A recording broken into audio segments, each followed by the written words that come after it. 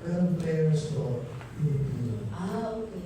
Pinipili na yung magagaling sa UAAP, yung mga nationwide tournaments. Talaga it's an all-star cast for all the teams. Yes, okay. Okay, so sir, please. Okay, just one more. Okay. Dalawang questions lang. I'm Gab Peras. Good afternoon from Sports Corner PH. Sir, paano natin mai-envision natin itong liga na ito to attract more Filipinos into baseball? Kasi nakita naman natin yung strong following ng baseball. At of course, with this league in taking place, we could expect mas maraming Pinoy ang mapapanood ito through online at of course dun sa venue. Yes. I'm sorry, what is the question? Paano natin, anong mga paraan para ma-attract pa lalo mas maraming Pinoy para manood nga ng iyong liga niya? Yeah, this is really what we're doing. We're trying to attract Filipinos to social media and through tournaments. No? Para yung mga college players at ibang schools nationwide, may grassroots program din kami sa Mindanao at Visayas. We're going to give them an arena to hone their skills at para pag-graduate na, meron silang mapupuntahan. Okay, last question, nabanggit natin. Go ahead po.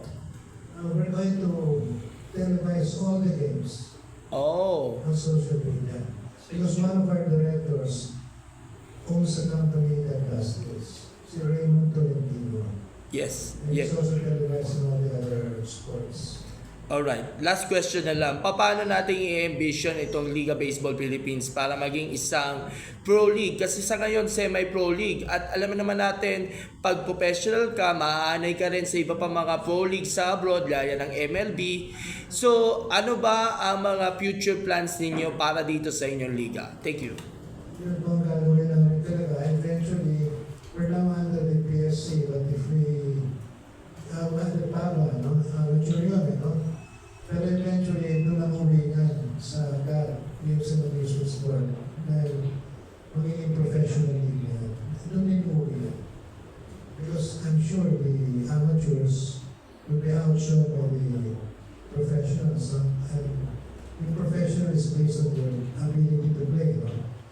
If not, and then we start charging salaries, everything, and then it totally becomes professional.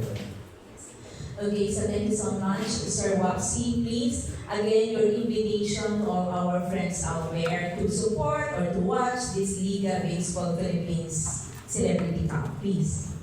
Yeah, I'd like to invite all baseball fans and fanatics to watch our games because we have the best players that are playing in our league. No? And they'll be covered, all the games will be covered live by social media. Yeah. Okay, thank you po.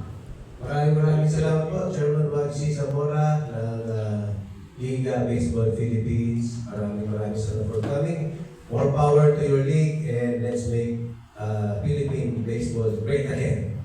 Maraming salamat. Thank you, sir. Thank you, sir. Thank you, sir. Thank you.